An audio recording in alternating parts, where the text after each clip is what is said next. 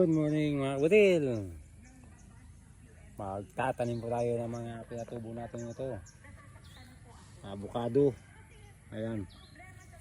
Gibano. May lansones. May apple mango. May rambutan. Ayan. Tatanim po natin dito sa may video bakante.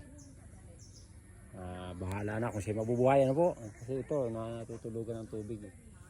Pero bahala na siya kasi yung mga kalamansi na nilaw. Ayaw para sa tubig, alat yan. Nilaw ngayon. Matanim naman tayo ng kasi avocado dun maganda.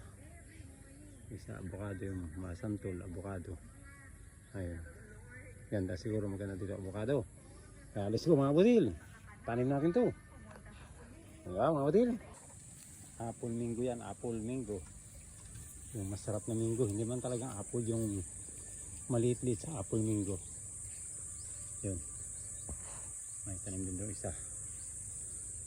Dito medyo masikip na ayos na yan. Dito maluwag-luwag pa. Ayun siya yan. Para lahat ng space ay malagyan. Okay. Meron pa dito. Kagala pa tayo dito. Tapos natin lalagay yung iba. Dito may mga patay na ibang tanim ay ulit natin.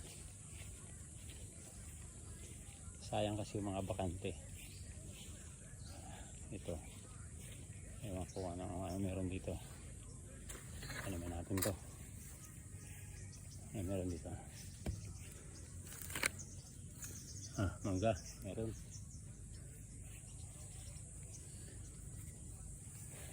Ulit natin siya ba? Para siya ay makumpleto yung mga taniman. May avocado na dito, dalawa. Ito.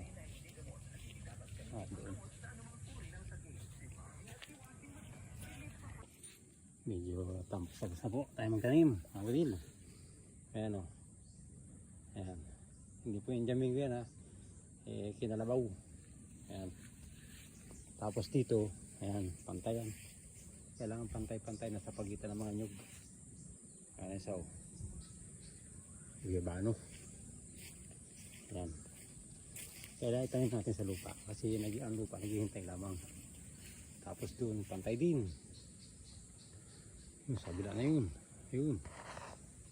Dulo. Pantay-pantay. Para magandang tingnan. Ayan. Para pagdating ng araw mapanglabangan ng mabuti ang lupa. Sana mabuhay. Ito kanyan ang kantadya. Bulaklak. Yan, sabi ni Jis kaso may milyon daw yan, milyon yung kantadya. Ito lansones, susubukan natin ang lansones dito. Yan. Bada ang lansones dito ay isa, dalawa, tatlo. Mayroon pa po ako na yung doon sa kabila doon. Kabila. Yan, lansones po yan, lansones. Yan po, yan ay pinatubo ko dun sa pinanggalingan ko. Ayan. Seedless pare ka, seedless. Ayan. Tapos meron pang isa dun sa bila. Dun. Ayan. Ayan. Sana may sibuhay. Kasi nasa mga pagitan naman sa nyog. Para pagdating ng araw mapakinabangan na mabuti. Mawala din tayo sa farm. Kasi may naiwan tayong alaala.